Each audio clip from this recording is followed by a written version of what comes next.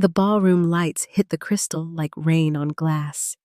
And when the door swung wide, my husband walked in as if he owned the night, a young woman on his arm, and my grandmother's diamond pendant winking at her throat. People stopped mid-toast. The band missed a beat, and the room seemed to tilt as phone screens lifted one by one. I felt the weight of every promise he'd ever made settle in my chest, cold and heavy, while the pendant threw small mocking stars across the marble floor. She touched the stone like it belonged to her, smiled toward me, and leaned closer to whisper something in his ear that made him laugh. Somewhere behind me, a glass cracked softly as it met the edge of a table, and the sound traveled through the hush like a warning. I didn't speak. I didn't need to. The necklace did the talking, and every eye in the room understood the language. Before I tell you how we ended up at that doorway, with my heirloom on a stranger, and our life split clean down the middle, tell me where you're listening from tonight and tap like and subscribe if stories of truth, justice, and second chances keep you company. My name is Melissa, and if you had met me a year ago, you would have said I was lucky. I married a man who looked like reliability in a pressed shirt. We bought a tidy 2-story in a quiet Des Moines neighborhood, and we raised our daughter with the kind of routines that feel like lullabies, school drop-offs. Sunday pancakes, the first chilly night when we brought the sweaters down from the attic. I grew up in a family that believed steadiness could fix almost anything. My mother kept lists for her lists, and my father said a promise was a bridge you didn't burn even when the river ran low. When my grandmother passed, she left me a modest inheritance and that diamond pendant, and I told Drew we'd use the money as our foundation while I paused my Chicago job offer and made our home the project that mattered most. Drew had a gift for making introductions at open houses, charity mixers, ribbon cuttings, where he shook hands like each new face was a door opening to another bright hallway. He said whenever his business came up, told people I was the reason the wheels kept turning, and kissed my cheek in front of clients in a way that made them smile at us like we were a brand. I told myself the late nights were just the cost of ambition, that the scent of cologne I didn't own was from some crowded elevator, that his phone face down on the counter was a habit, not a secret. When Grace came along, I folded my degree into the top dresser drawer and learned the rhythm of thermometers and field trip forms, certain that someday I'd unfold my career again without a crease. On weekends, we'd drive past houses Drew said he'd rehab soon, and he'd point with the easy confidence of a man who saw the future and had already shaken its hand. My grandmother's pendant lived in our safe, or so I believed, wrapped in a square of soft flannel that still faintly smelled of her rose water. On the days when the house felt too quiet, I'd hold the key and think about the women in my family who had done what needed doing without applause. The money she left helped us put down our first down payment and grease the rough edges when Drew's deals ran long, and he promised almost shyly that one day it would all circle back to me with interest. I built a memory palace out of those promises room by room, believing that patience and kindness could mortar any crack. If there were shadows in the corners, I swept around them and kept the floors shining. We were to anyone watching from the sidewalk, a family with good posture. I had coffee with Naomi after her shifts, and she'd tease me that I fussed over seasonal wreaths like they were the last word in security. Grace learned to tie a scarf the way my grandmother taught me, and she'd stand on her tiptoes to loop the ends just right before school. Every so often, Drew would come home, electric with good news. A deal closed, a client charmed, and he'd lift Grace off the kitchen floor and spin her once, twice, like a man who knew exactly what mattered. I'd watch them and think that maybe steadiness was a choice you made every day until it became a truth. In that season, if the wind shifted, I told myself it was just autumn arriving early.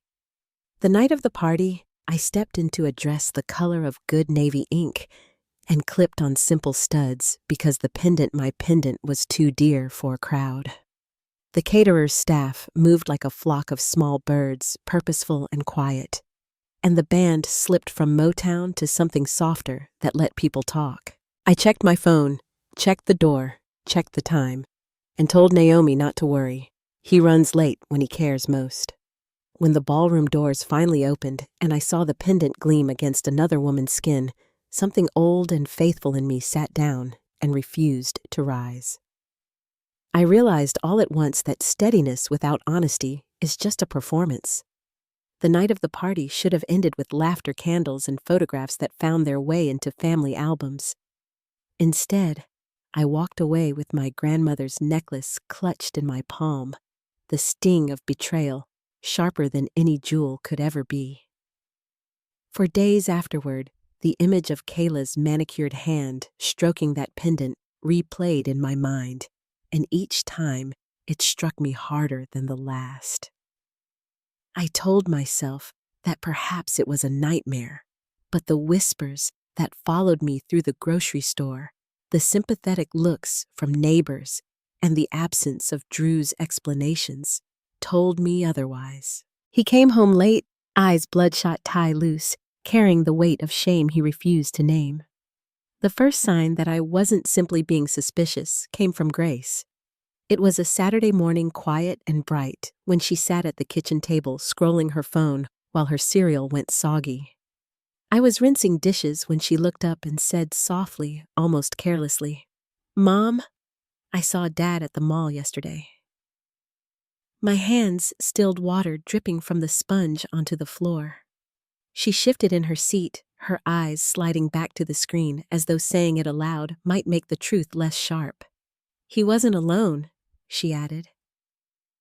My voice faltered when I asked what she meant, but she didn't notice. She was too intent on finishing her story. Grace told me she had seen her father walking beside a woman with long red nails, the two of them laughing as if no one else in the world existed. They held hands openly, not as if they had something to hide, but as though they were proud to be seen. My daughter hesitated before describing the necklace, my necklace resting against the stranger's collarbone. The air left my lungs in a rush, and I turned away quickly so she wouldn't see the color drain from my face. I thanked her, kissed her head, and excused myself to the bathroom. Behind the locked door, I slid to the floor, my body trembling against the cold tiles. Tears came hot and fast, not only from pain, but from the clarity that rushed in with them. For years, I had second-guessed myself, folded my instincts into small boxes, and tucked them away where they couldn't embarrass me. Drew had been quick with explanations, his voice firm, his gaze steady, always leaving me wondering if I had imagined the scent of unfamiliar perfume or the missed calls at odd hours. But Grace's voice held no agenda, no motive. She had spoken with the plain truth of a child, and in that truth there was no room left for denial. That afternoon, I carried laundry up the stairs as though nothing had changed, but inside, everything had. I looked at the family photographs, lining the hallway, smiling faces at Christmas, a summer picnic. Grace's first day of middle school, and I realized how much of my life had been staged for the sake of appearances. I had convinced myself that keeping the house polished and the schedule full was a kind of loyalty, that endurance was a measure of love. But standing there, listening to the dryer hum, I knew loyalty had been a one-way street, and I had been walking it alone for years. The necklace became a symbol, not just of my grandmother's love, but of what I had sacrificed. She had left me money for security, for choices I might one day need to make. I had handed it all to Drew without hesitation, believing we were partners, believing his word was as good as a contract. Now I saw the truth. Those funds had built not only his company, but the foundation for his betrayal. Every polished shoe, every dinner out, every late-night meeting had been financed by the inheritance meant to safeguard me and Grace. I tried in those first days after the party to measure my response. I told myself to wait, to breathe, to give him a chance to explain.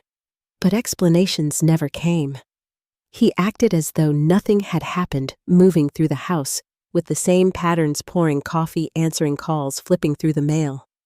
Only now each gesture carried a weight of arrogance that I couldn't ignore. When I met his eyes across the kitchen table, I didn't see regret. I saw calculation. One evening, as he packed an overnight bag for yet another business trip, I caught the faintest whiff of Kayla's perfume clinging to his jacket.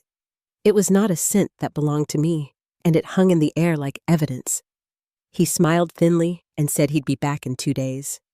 My lips parted, but no words came. I let him walk out, knowing I had finally stopped asking questions I already knew the answers to. At night, I lay awake, staring at the ceiling, the silence of the house pressing against me. Grace slept down the hall, and I kept still so she wouldn't hear the restless shifting of sheets. I thought of my grandmother, of her hands guiding mine, as she fastened the necklace on me for the first time. She told me it was a reminder that strength sometimes hides in small, quiet places. I realized then that I could no longer live in pretense. The truth was out, and pretending only deepened the wound. The shift in me was subtle at first, a quiet hardening in the spaces where softness had lived too long. I noticed Drew's habits with sharper eyes, the way he guarded his phone, the new shirts he bought without asking, the restlessness in his voice when he thought I wasn't listening. Where once I would have smoothed over the cracks, now I let them widen, observing without rushing to fill the silence. Each moment added to a growing certainty this marriage was broken beyond repair, and it was not by accident. The night came when I stood alone in the kitchen, the necklace resting on the counter in front of me, its diamonds catching the dim light. I pressed my palms against the cool stone and whispered to myself that I had been more than faithful, more than patient, and still, he had chosen betrayal. The ache in my chest was heavy, but underneath it lived something sharper, a resolve I had never allowed to surface. Betrayal had been the end of the story I thought I was writing, but it was also the beginning of a new one. By the time Drew returned from his so-called trip, I had stopped waiting for apologies.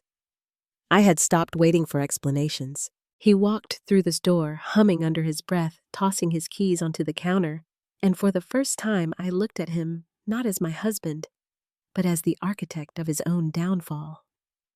I spoke little, but my silence had a strength he wasn't prepared for. When he kissed my cheek, I turned my head away, and the look on his face told me he had noticed the change. The cracks were no longer invisible, no longer mine to hide. The truth had slipped into the open through Grace's simple honesty, and once spoken, it couldn't be buried again. In the quiet, after he went upstairs, I touched the necklace one last time and made myself a promise. I would not be the one to crumble. I would not be the one to hide. From this moment forward, every step I took would be measured and deliberate, because the storm I had once feared was no longer approaching, it was already here.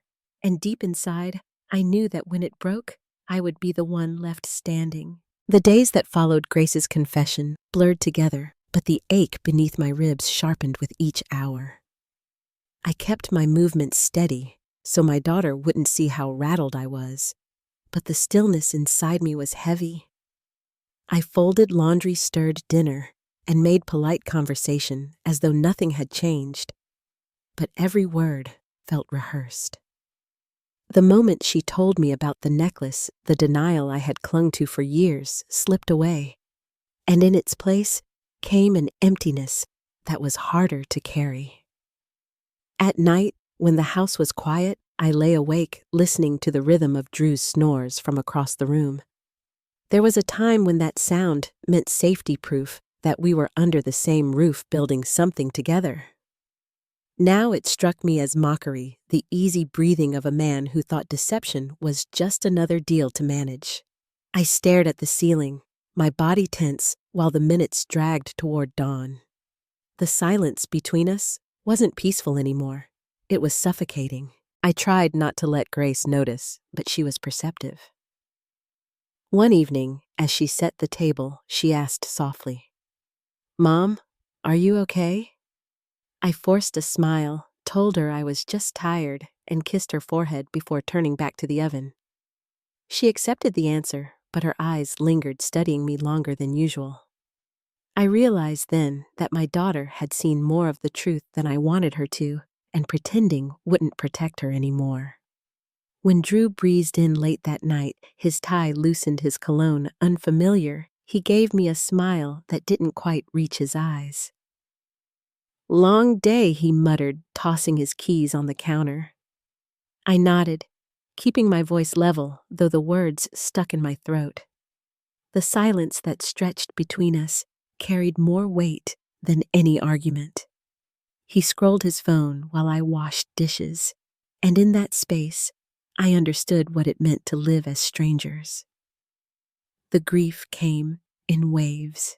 In the bathroom, steam fogging the mirror, I pressed my palms against the sink and tried to steady my breathing. I whispered apologies to myself for not listening sooner, for shrinking to make room for his ambitions, for calling sacrifice devotion when it was really surrender. The tears came hot and relentless. Yet beneath them pulsed a simmering anger I had never allowed myself to feel. It was sharper than sorrow, and it refused to be ignored. I remembered the early years, how he had convinced me to turn down my Chicago job, to follow him, how he promised my grandmother's inheritance was our investment, even though every paper bore only his signature. I thought back to the times he praised me in front of others as the reason he could succeed, while at home I was the one patching the leaks he left behind. Those memories no longer looked like devotion. They looked like stepping stones he had used to climb higher while I sank deeper. My body carried the exhaustion of years spent holding everything together, but my mind finally saw the pattern clearly. I thought about how he twisted my instincts into accusations, how he dismissed my questions with practiced ease, and how quickly he could turn my loyalty into leverage. I had mistaken his composure for love and my silence for strength. But strength doesn't mean disappearing into someone else's shadow. That realization lodged itself deep inside me, and though it hurt, it also anchored me. One Sunday morning, as sunlight poured through the kitchen window, I poured coffee and realized the taste felt different. Bitter, not because of the brew, but because of the company. Drew came in, humming, poured himself a mug, and didn't notice how my hand trembled as I set the sugar jar down. He kissed the top of my head absently, the gesture automatic, and I stayed still, feeling nothing. In that moment, I knew what had shifted. I wasn't his partner anymore. I was his witness. I stopped trying to reach for explanations. I stopped smoothing the rough edges of his lies. When Naomi called to ask how the party had gone, I hesitated, then told her only that it hadn't ended well. She pressed gently, but I couldn't bring myself to say the words yet. Speaking them aloud felt like opening a wound too wide to close. Instead, I listened to her stories from the hospital, the weight of her voice reminding me what honesty sounded like. That night, I found myself in front of the safe where the necklace should have been. The key turned easily, but when I lifted the lid and saw the empty flannel square, my throat tightened. The space where it once lay was hollow, cold, and final. I pressed my fingers against it, remembering how my grandmother's hands had been steady when she passed it to me. She had said it wasn't just jewelry, it was a promise that our family sacrifices would not be forgotten. Drew had stolen more than a stone. He had stolen that promise. Sitting there in the dim light of the closet, I finally admitted it to myself. My marriage wasn't broken by accident. It was dismantled piece by piece by a man who knew exactly what he was doing, and no amount of patience or loyalty could build it back again. The tears that came then were different, not frantic, but steady, like a river, carving its path. They carried sorrow, yes, but they also carried resolve. Grace knocked on the door a little while later, asking if I wanted tea. I swallowed hard, wiped my face, and told her I'd be right out. She didn't press, just left a mug on the table for me, steam curling into the air.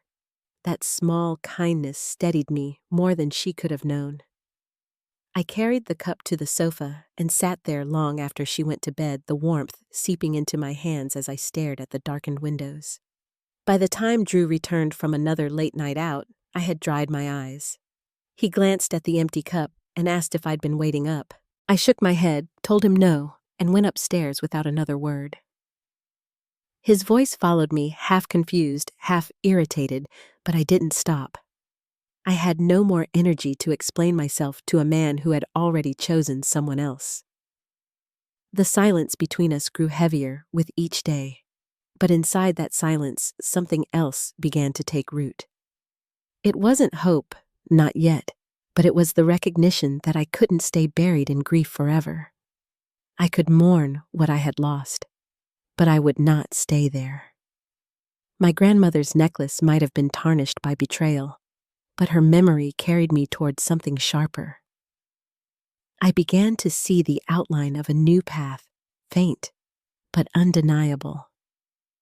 I wasn't ready to walk it yet, but I could feel the ground shifting beneath me. My heartbreak was no longer only pain. It was becoming clarity, and clarity carried its own kind of strength. The morning after I admitted to myself that my marriage was truly over, I felt different. My eyes were swollen from tears, my mouth dry from a night of restless tossing. But inside, I carried a sharpness I had never felt before. The grief that had wrapped itself around my shoulders was still there, yet it had loosened its grip. I sat on the edge of my bed, staring at the necklace on the nightstand, its surface catching the light in small, stubborn flashes, and realized I couldn't spend another day waiting for apologies that would never come. I moved through the house quietly, pouring coffee into my favorite mug and sitting at the kitchen table with a pen and pad of paper. My hand trembled at first, but the more I wrote, the steadier I became. I listed every account I could remember: joint checking, savings, the brokerage Drew had opened in both our names, the credit cards we used for household expenses. Years of mental notes, sticky reminders, and old emails came back to me as I pieced together logins and passwords. For so long I had left the numbers to him, trusting his word. But that morning, I reminded myself that half of it was mine. By noon, I was sitting at my laptop, determination replacing fear. I reset passwords, froze accounts, and transferred what I could into holdings that bore only my name. It wasn't about revenge, not yet. It was about safety, about making sure Grace and I wouldn't be left with nothing if Drew decided to drain us dry. With each completed transfer, I felt my shoulders lift a little higher. He had underestimated me for years, and that was his mistake. That afternoon, I searched for a lawyer. My fingers hesitated on the keyboard at first, as though typing divorce attorney Des Moines might make the decision too real. But then I pressed enter. One name rose to the top of every list: Diane Patel. Review after review called her sharp, relentless, and unshakable in court. I dialed the number before I could second-guess myself, and when her assistant answered, I scheduled a consultation for Monday morning. Hanging up the phone, I exhaled long and steady. The first brick of my new foundation was laid. The rest of the weekend became a careful inventory. I walked through each room of the house as though I were a soldier mapping out a battlefield. Jewelry, documents, photographs, and heirlooms went into a locked trunk. I packed bags for Grace and myself, enough to last if we needed to leave quickly, tucking them away in the back of the closet. I carried boxes from the basement, items Drew hadn't touched in years, and placed them where I could reach them if a judge later asked for proof of ownership. Each step was quiet, deliberate, and hidden beneath the ordinary hum of family life.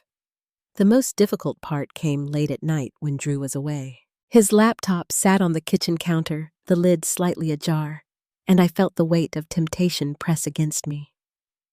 For years, I had respected his privacy, telling myself that trust meant turning away.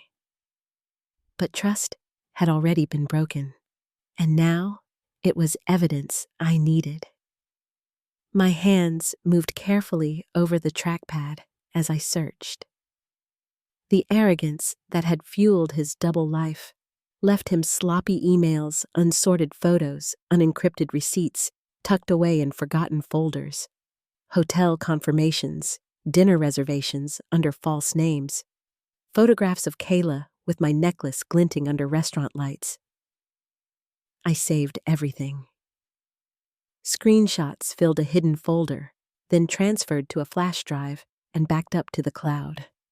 Each file was like a stone placed in a wall, undeniable proof that what I had endured wasn't paranoia, but betrayal. When I finally closed the laptop, the kitchen looked different. It was no longer just the place where I scrubbed away his messes at midnight. It had become my command center, and I felt taller standing there. The first ripple of consequence came faster than I expected. On Monday morning, Drew tried to use a company card at his favorite coffee shop. By noon, word reached me from one of his colleagues who had been standing in line behind him. Card declined, twice the message read, followed by 3 clapping emojis. I stared at the screen, a smile tugging at the corners of my mouth. Later that day, my phone buzzed with texts from Drew. "Did you forget to pay the Amex? It just got declined at lunch." 10 minutes later, another Susan, my debit card too. "Is the bank having issues?" I didn't answer either message. When he stormed through the front door that evening, his face red and his tie pulled loose, he slammed his briefcase onto the counter and demanded, "What the hell did you do?" I kept my voice calm. I protected myself. His jaw clenched, stunned that I didn't even attempt denial. "Protected yourself. Those are our accounts. I had a business lunch today, Susan. Do you know how it looked when my card got declined?" I set my mug down slowly and met his gaze.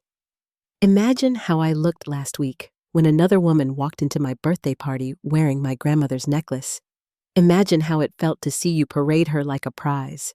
If you think I'm going to keep funding that circus, you're out of your mind." For once, he didn't have a slick answer. He muttered something about Grace trying to change the subject, but I told him she was staying with my mother until the house felt safe again. His anger cracked into desperation. "You're overreacting. We can fix this." I laughed quietly, not out of humor, but disbelief. "Fix this? You humiliated me in front of everyone we know. You don't come back from that." The color drained from his face. He realized then that I wasn't bluffing, that the woman who had once bent over backward to keep peace was gone. I pulled the trunk of valuables closer to the door, a gesture more final than any words.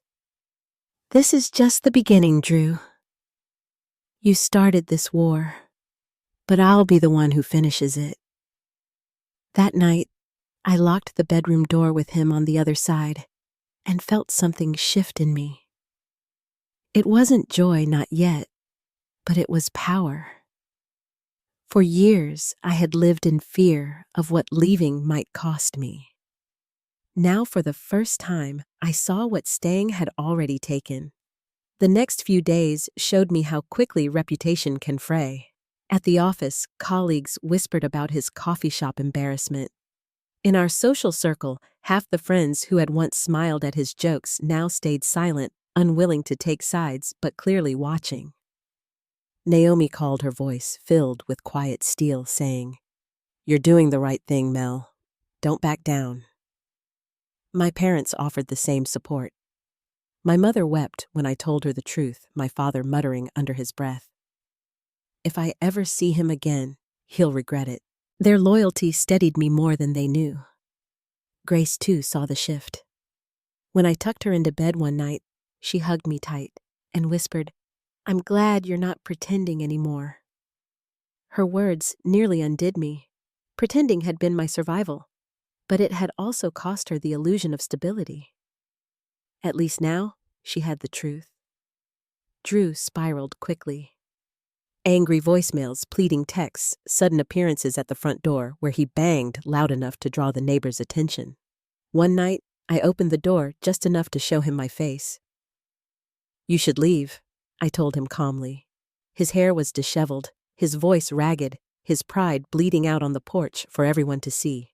He accused me of ruining his reputation, of jeopardizing his business, of being manipulated.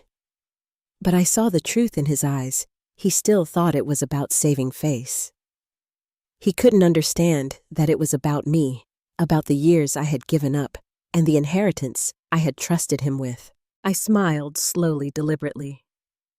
"I know exactly what I'm doing." His fists clenched, but he didn't cross the threshold. Not anymore. When he finally stormed off, tires spitting gravel in the driveway, I stood in the doorway and felt no regret. The man who once polished his image until it shone now looked like a shadow of himself. And for the first time in years, I wasn't the one left powerless. By Saturday night, the storm I had unleashed was already taking form. I walked into a restaurant Drew and I had once frequented, the kind of place where waiters remembered our favorite wine and clients came to shake his hand. I hadn't expected to see him there, but when I spotted his back stiff at a corner booth and Kayla seated across from him, I didn't turn away. She fiddled with her napkin nervously while whispers trailed from table to table. His eyes darted when he noticed me, and for the first time in years, I saw fear flicker across his face. I crossed the polished floor without hesitation, my heels striking a rhythm that drew the room's attention. Conversation stalled forks hovered, and every gaze followed me. I stopped at their table and spoke evenly, my voice carrying. "So this is where my grandmother's money has gone. Steaks and wine for the girl who wore her necklace to my birthday party." Gasps rippled through the restaurant, the sound sharper than any violin. Kayla flushed, gripping her purse strap with trembling hands. Drew leaned forward, muttering my name, but I cut him off. "It's not just the affair," I continued, calm, but deliberate. "It's the arrogance. You thought I would be too weak, too loyal, too blind to fight back. But every meal, every purchase, every trip, it was paid for with my sacrifice." Laughter erupted at one table, disbelief at another. Phones lifted into the air, recording the moment. Kayla rose abruptly, her chair scraping against the floor, and hurried out. That left Drew alone, pale and shrinking under the weight of eyes that had once admired him. He mumbled something about harassment, but no one believed it. I leaned closer and delivered what I knew would linger. "You didn't just cheat on me. You stole from me. Every dollar, every hour, every promise. And now the truth is yours to live with." When the waiter returned to his table, Drew reached for his wallet, only to hear the same words I had already anticipated. "Sir, your card has been declined." Silence swept across the room. Then whispers built again. I turned on my heel, head high, and walked out with the certainty that the story would spread before sunrise. By morning, it had. Screenshots, shaky videos, and hashtags carried my words across social media. Friends who had stayed silent after the birthday party now reached out, some with sympathy, some with awe. Local blogs picked it up, describing it as the downfall of a man who once strutted through Des Moines with unshakable charm. Drew scrambled to contain the fire. On Monday, he recorded a video in his office trophies behind him, his voice lowered in a poor attempt at contrition. He called Kayla a colleague, insisted the receipts were taken out of context, and begged for privacy. Watching from my living room, I almost laughed at the audacity. He was still trying to twist the truth into a palatable lie. But the comments told a different story. For every partner rushing to defend him, 5 more voices called him out. "We were there," one wrote. "We saw him with her." Others reminded viewers of the necklace, the birthday humiliation, the restaurant scene. Context: it turned out wasn't on his side anymore. That afternoon, I met with Diane. I slid a flash drive across her desk filled with screenshots, receipts, and photos of Drew and Kayla at a lake house he had rented under another name. Diane studied the files slowly, her lips pressing into a thin smile. "This isn't just infidelity," she said firmly. "This is financial misconduct. Once this gets out, his reputation won't recover." I sat taller, hearing in her words the validation I had longed for. It wasn't paranoia, it was proof. We decided to release the evidence slowly, not in one crushing wave, but in steady drops that would keep him off balance. The first leak was a string of texts between Drew and Kayla mocking me as boring and bragging that Grandma's money keeps us comfortable. Within hours, the messages were everywhere. The second leak came days later, a hotel receipt billed to his company account on a night he swore he was away on business. The third was the photograph, the necklace glinting at Kayla's throat while Drew kissed her by the water. That image broke whatever defense he thought he had left. The internet was merciless. A hashtag began to trend mocking him, pairing his name with words like thief and parasite. Memes spread across Facebook groups painting him as a man feeding off his wife's inheritance. Kayla tried to withstand it, posting a picture with a caption about love conquering all. But it backfired instantly. Love, one comment read, "You wore his wife's necklace. You're not a victim, you're a thief's accomplice." Within 48 hours, her account vanished. Through it all, I stayed silent. I didn't need to post or explain. My absence only made his protests sound weaker. He went on local radio to claim the evidence was manipulated, but the host interrupted him mid-sentence. "The receipts show your name, Mr. Whitaker. The dates match. How do you explain that?" His stammer filled the airwaves, and within hours, the clip went viral too. By the weekend, even his phone number had leaked, forcing him to shut it down. Meanwhile, Grace and I lived quietly, ordering takeout, painting her nails in the living room, and letting laughter fill the spaces Drew had once claimed. My parents visited often, bringing groceries, their presence like pillars holding me upright.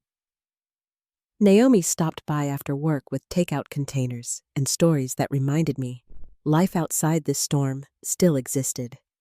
Each visit reminded me that betrayal might have hollowed me out, but support was filling me back in.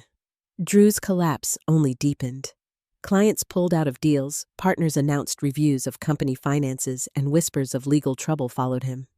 He paced in front of my house one evening, shouting about how I was ruining him, but I didn't open the door.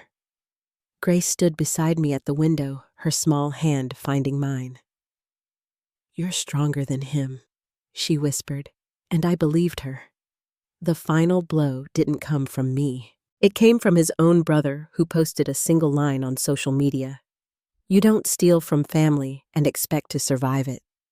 The message was shared hundreds of times, a public disowning that Drew couldn't recover from. I read it late at night, the glow of my phone casting shadows across the room, and felt something inside me settle. I hadn't needed to raise my voice. The truth had carried itself. For the first time in years, I slept through the night. The house was quiet, Grace was safe, and I woke with the certainty that the worst was behind me. But I knew the storm wasn't finished. There was still the courtroom, still the matter of custody, still the financial knots to untangle. Drew's empire had collapsed, but the real fight, the legal one, was waiting just ahead. The courthouse was crowded the morning of our first hearing, a low hum of voices echoing off the polished floors. I walked beside Diane, her calm presence grounding me as we passed through the metal detector and into the main hall. I had chosen a navy dress that was simple and strong, one that made me feel steady without needing to be loud. My grandmother's necklace stayed locked away at home. I didn't need it to remind me of my strength anymore. Drew stood across the room with his attorney, his suit hanging looser than I remembered, his skin pale, his eyes darting to me before quickly sliding away. Inside the courtroom, the air carried the weight of expectation. The gallery wasn't just filled with family and colleagues, but curious strangers who had followed the story online. The name Whitaker had once meant success in Des Moines, but now it drew whispers of scandal. Judge Harold Stein entered his robe sweeping as he settled behind the bench, his expression unreadable. "We are here to address custody assets and financial concerns in the matter of Carter versus Whitaker," he said, his voice steady. Diane wasted no time. She presented bank records, hotel receipts, screenshots of Drew's emails, each one projected on a large screen for everyone to see. The silence in the room deepened with every page turned.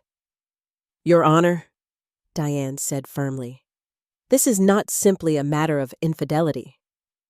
This is misrepresentation theft and the deliberate misuse of marital and company funds. My client trusted her husband with her inheritance, and he funneled it into a relationship outside their marriage." She clicked to the next slide, showing a jewelry receipt billed to Drew's company account.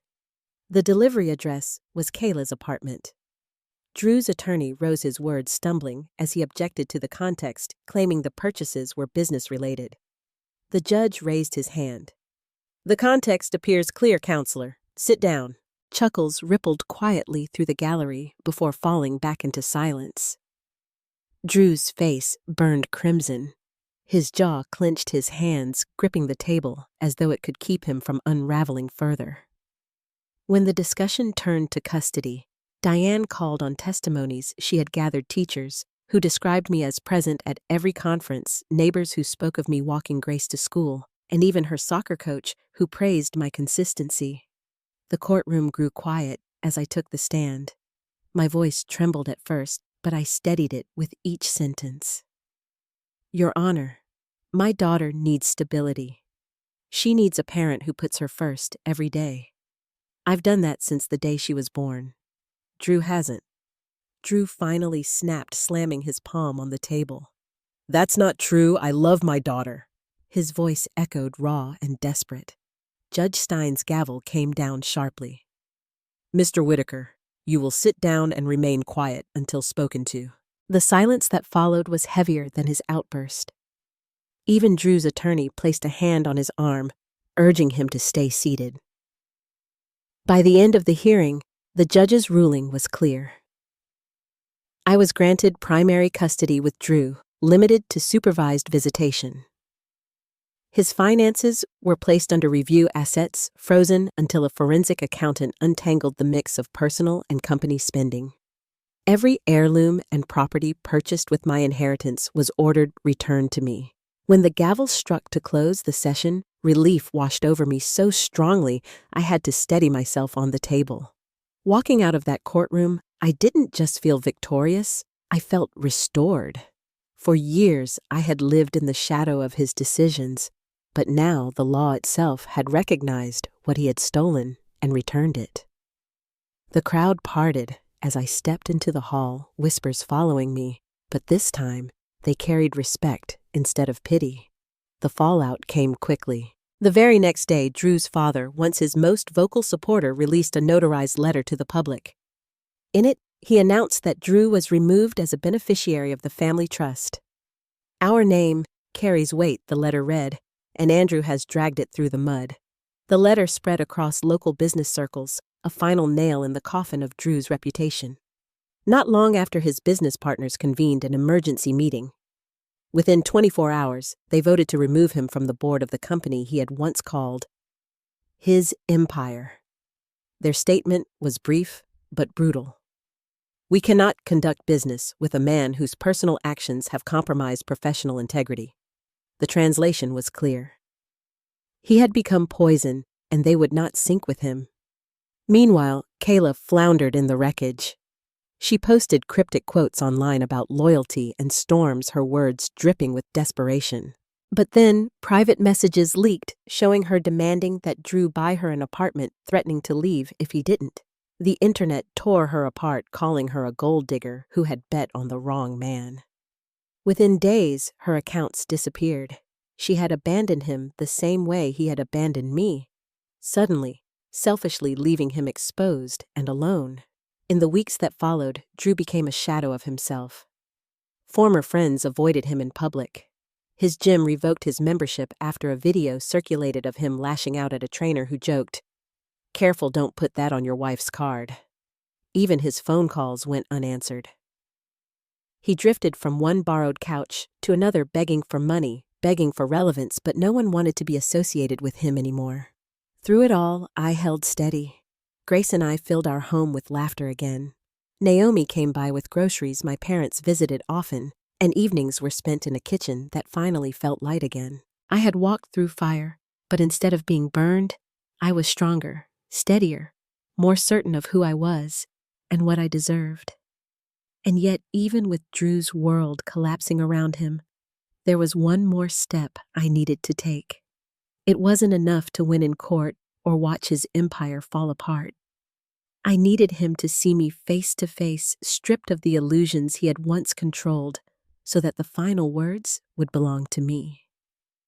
The cafe was quiet that afternoon. A steady rain tapping against the windows, washing the streets into a dull blur of gray. Diane had insisted we meet in a neutral place, a public setting where words could not escalate beyond reason.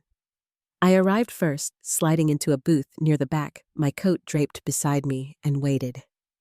My hands curled around the warm cup in front of me, not for the taste, but for the grounding it gave me. When Drew walked in, I almost didn't recognize him. His once tailored suit was wrinkled, the tie missing altogether. His hair lay flat against his forehead, and the lines around his mouth had deepened, making him look older than his years. He paused when he saw me, then crossed the room with hesitant steps, shoulders hunched. Sitting across from me, he stared at his hands for a long time before finally speaking. "Melissa," he said softly, "I've made mistakes. Everything's falling apart, and I can't do this without you." His voice cracked raw in a way I hadn't heard before. I studied him quietly, the man who had once walked through rooms with effortless confidence, now reduced to pleading across a chipped cafe table. "You were always the strong one," he continued, his eyes red. "Please, just give me another chance." He reached across, but I pulled my hand back before his fingers could brush mine. For years, I had begged him for honesty, for respect, for something as simple as truth.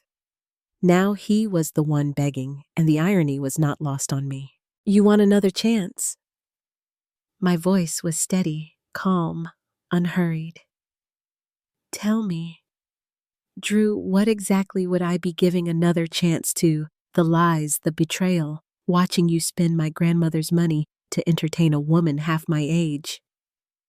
His face twisted, his jaw tight, but he didn't answer. I leaned in, my tone sharpening. "You didn't just cheat on me. You mocked me. You flaunted her in front of everyone we knew. And when I finally fought back, you crumbled." His eyes glistened, his voice lowering to a whisper. "I've lost everything. My business, my family, even Kayla's gone. I don't have anyone left." He tried again to reach across the table, but I drew back, folding my hands in my lap. The desperation clung to him heavier than cologne ever had. "I can change," he pleaded. "We can rebuild. People forgive. They'll believe in us again if we show them." I laughed softly, not with joy, but with certainty. "People don't forgive what you did, Drew. And I don't either. You keep talking about rebuilding, but there's nothing left to build with. You burned it all down yourself." His mouth opened, then closed again, but no sound came. The rain outside grew heavier, punctuating the silence between us. Leaning forward, I locked eyes with him, giving him no place to turn. "You're the architect of your own destruction." The words hung in the air, sinking into him deeper than any court ruling ever could. His face drained of color, his shoulders sagging, as though the weight he had tried to shift onto me had finally settled back where it belonged. I stood, sliding my coat over my arm. He didn't rise. He didn't follow. For the first time, there was no performance, no attempt at charm, no excuses waiting on his lips. He simply sat there, broken, staring at the ruins of the life he had built with his own hands. As I walked out, the sound of my heels against the tile echoed like a verdict. I didn't look back. The rain met me at the door, cool against my skin, and with each step I took away from that cafe, I felt lighter. The chapter that had bound me for so many years had finally closed. It has been a year since that rainy afternoon. Grace is thriving, stronger and sharper than ever. She speaks her mind with confidence, no longer hesitant to call things as they are. When I watch her on the soccer field steady and fearless, I see the cycle broken. She knows the difference between loyalty and weakness because she saw me find mine. As for me, I dusted off my degree and returned to the workforce. I carved out a place for myself at a marketing firm where my ideas carry weight, where my name stands on every account and every paycheck. I built my own savings, my own safety, and for the first time in years, I sleep knowing no one can take that from me. The house is brighter too. Laughter fills the kitchen, friends visit often, and every corner feels alive again. Drew, I hear, is renting a small apartment on the edge of town. He scrambles with odd jobs, tries to convince anyone who will listen that he's been wronged. But no one listens anymore. His name doesn't carry weight, his stories don't land. He has become irrelevant, and that is worse for him than poverty. Sometimes I open the small box where the necklace now rests. Not because I need its shine, but because it reminds me of something important. Betrayal had been the door I never wanted to walk through, but on the other side was freedom. Revenge wasn't about destroying him. It was about reclaiming myself.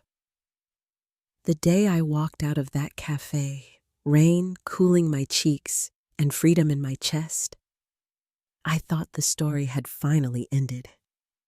Yet endings have a way of unfolding slowly like a flower opening one petal at a time. Justice had been served in court, the truth had carved its way through gossip and headlines, and Drew's empire was nothing but rubble. But closure wasn't about watching him fall. It was about finding myself again after years of silence. Grace became the mirror of that change. She carried herself taller, spoke her mind without hesitation, and stopped apologizing for taking up space. On the soccer field, she ran with a confidence that reminded me of my grandmother's steady hands fastening the necklace years ago. She had watched me break and then rebuild, and in that she learned resilience doesn't come from pretending everything is fine. It comes from standing up when the world expects you to stay down. My parents, too, found healing in the shift. My mother's tears turned to quiet pride each time she came over for dinner and saw the light back in our home. My father no longer carried the weight of unspoken disapproval. Instead, he lingered at the table laughing with Grace, reminding me that family is strongest when it stands together. Naomi remained my anchor, her steady friendship a reminder that truth is easier to bear when shared with someone who refuses to let you falter. I poured myself into work, stepping into a marketing firm that valued my ideas. At first, I was nervous. Years out of the workforce had made me wonder if I still belonged. But each project reminded me of the skills I had tucked away while raising Grace, the instincts I had sharpened, managing a household, while Drew shook hands at golf courses. Now those skills were mine again, not buried under someone else's ambitions.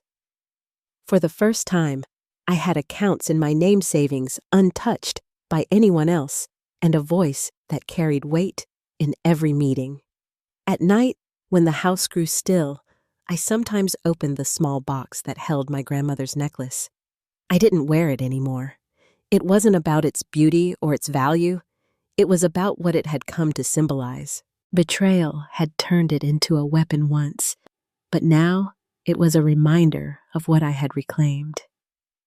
The stone caught the light as I held it steady and unyielding, a reflection of the strength I had found inside myself. As for Drew, his name faded from conversation. Once spoken with admiration in business circles, it became little more than a whisper in grocery store aisles. I heard he rented a small apartment outside the city, taking on odd jobs to keep the lights on. Some said he tried to tell his side of the story, insisting he had been wronged, but no one listened. Relevance had been the currency he valued most, and now it was gone. That more than money was the punishment he could never escape. What I carried forward wasn't anger. Anger burns too hot to last. What remained was clarity, the knowledge that loyalty is not the same as silence, and dignity is not something another person can grant or take away. For years, I believed keeping peace meant burying my pain, but peace built on denial is only a fragile shell. True peace comes when you stand in your truth, even if it shakes the ground beneath you. Looking back, I don't see only betrayal and loss. I see the quiet strength of a woman who learned she could start again. The laughter of a daughter who knew her mother chose honesty over illusion. The steadiness of friends and family who refused to let me fall alone. I see a life rebuilt from ashes, not perfect, but entirely mine. Before we close, I'd love to know, when you think about Melissa's story, which part speaks most to you? Share your thoughts in the comments, and if these stories bring you comfort, stay with us for more journeys of truth and resilience.